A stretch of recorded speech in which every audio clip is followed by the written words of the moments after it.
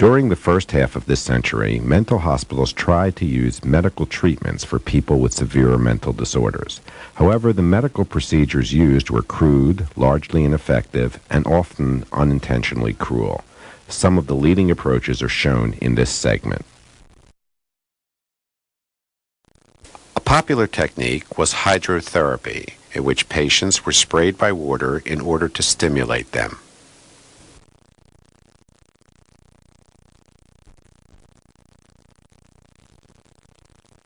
The wet pack consisted of packing, that is, wrapping, patients in wet sheets.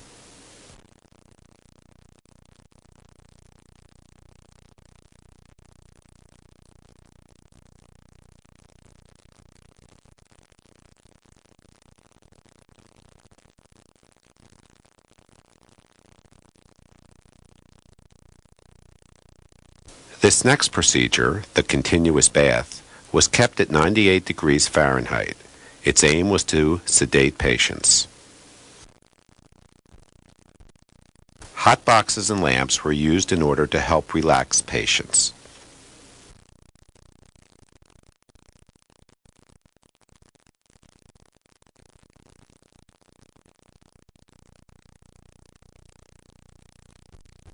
A predecessor to electroconvulsive therapy was insulin therapy, although this approach was more dangerous and less effective than ECT has since become. Insulin therapy was developed by Viennese physician Manfred Sackel. It was used primarily on patients with schizophrenia. The idea was to give patients insulin, which would make their blood sugar drop. The patient would then slip into a coma, and most importantly would experience a convulsive reaction. One form of reaction brought about by insulin therapy was called wet shock because it included profuse sweating and drooling, as seen here.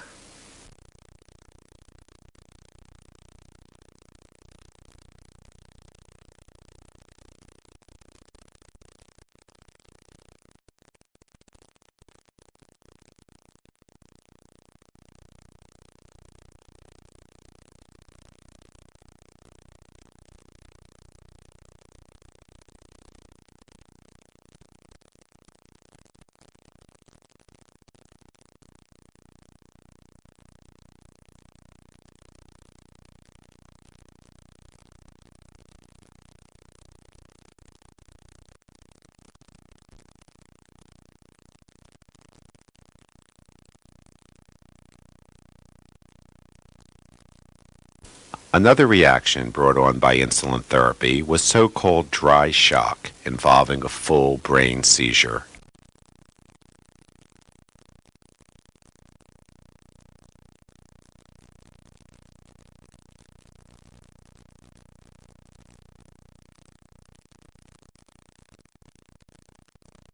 Glucose, given by nasal tube or by injection, was needed to bring patients out of their insulin-induced coma.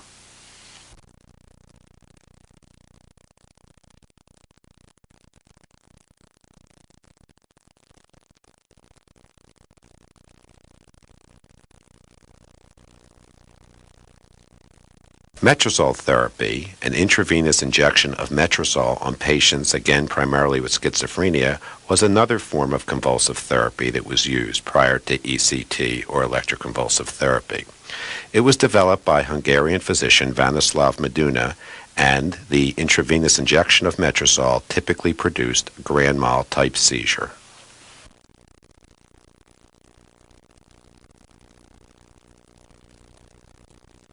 Finally, one of the most notorious of all early procedures was the lobotomy, a brain operation in which a surgeon would cut the connections between the cortex of the brain's frontal lobes and the lower centers of the brain.